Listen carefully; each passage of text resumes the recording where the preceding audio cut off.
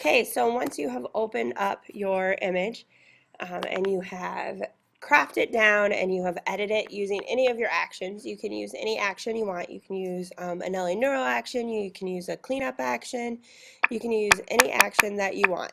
It doesn't matter. Make it look good, because remember, we always need to make things look good before we add anything extra to it. So then what we're going to do is we're going to add a texture to it. So we can either open up the textures or we can place them. I'm going to open mine. I'll go to open. My textures are saved on my desktop where they're supposed to be, under textures.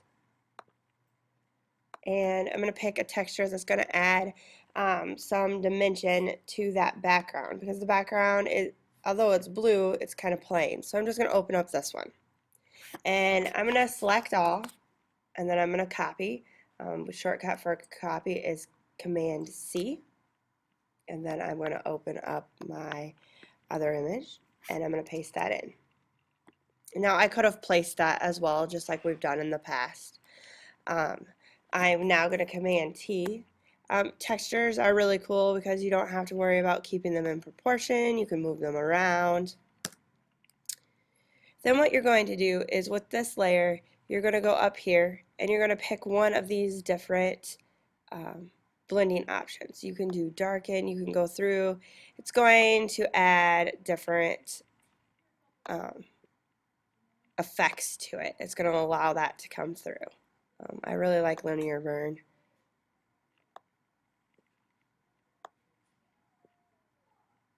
Not screen. We're just going to go back up to linear burn. I'm not going to go through.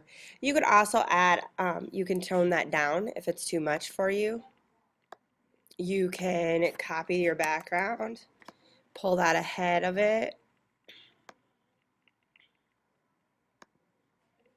and do another multiply or another layer option to that. You do not have to copy that layer.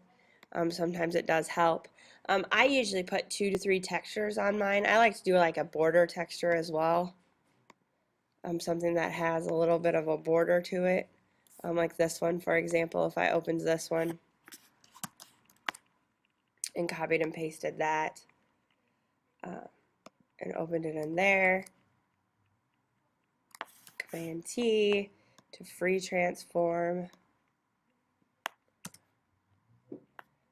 and then I can multiply that, and then I have something even better. I can tone that down with the opacity.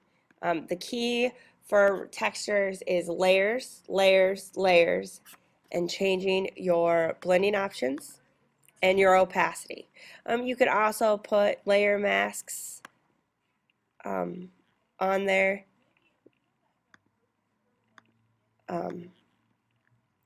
And brush areas out if you needed to. You know, if you want something to show up more, you can always do that as well.